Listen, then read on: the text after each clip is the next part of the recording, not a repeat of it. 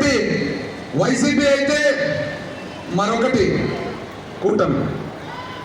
కూటమిలో భాగంగా BJP, TDP, Janasena.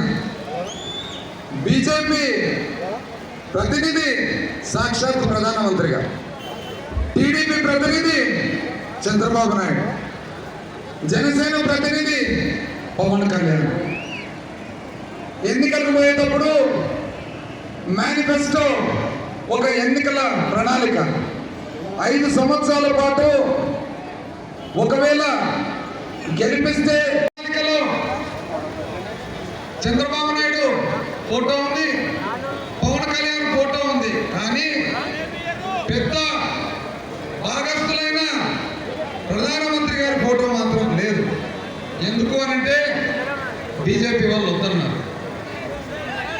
ప్రణాళిక రిలీజ్ చేసేటప్పుడు ముగ్గురు ఆ ప్రణాళికను పట్టుకుంటే బీజేపీ ప్రతినిధి మాత్రము ముట్టుకోలేదు.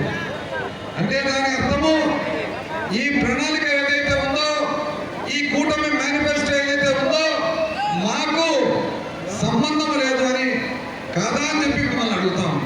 ఆ ముగ్గురిలో ఇంటి పెద్ద అన్న లేచి వెళ్ళిపోతే ఎట్లుంటుందో ఇది కూడా అంతేనా కాదా అని చెప్పి మీ అందరూ కూడా నేను అడుగుతాం. ఆ ప్రణాళికలో ఉండేది సూపర్ 6.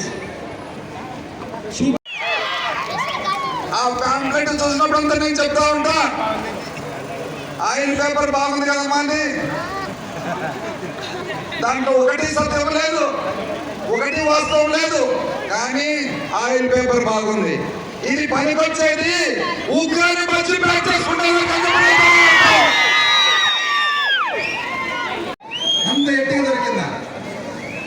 మీరు వచ్చిన వెంటనే 15 రోజులు 3 వారాల పాటు మీ ఆఫీసు ఒక ఫంక్షన్ హాల్ నుంచి జరిగిన మాట వాస్తవం కాదని చెప్పి నేను అడుగుతా ఉన్నా.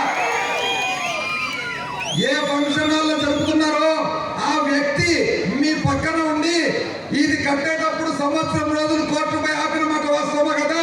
మున్సిపల్ ఆఫీసు అదే వ్యక్తి ఎవరి ఫంక్షన్ హాల్ అయితే మీరు నివాసంగా పెట్టుకున్నారో ఆ వ్యక్తి ఆపినది వాస్తవమా కదా అని చెప్పి నేను అడుగుతా ఉన్నా.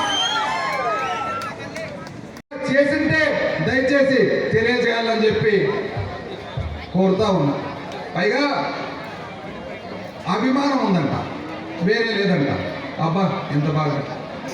అభిమానం ఉన్నందుకైనా ఇక్కడ ఓడిపోయిపోయినది, అభిమానం ఉన్నందుకైనా ఆలూరులో ఓడిపోయినది, అభిమానం ఉన్నందుకైనా ఆలూరు ఇంకోసారి ఓడిపోయినది, అభిమానం ఉన్నందుకైనా కర్నూలు 2 సార్లు ఓడిపోయినది అని చెప్పి నేను అడుగుతాను.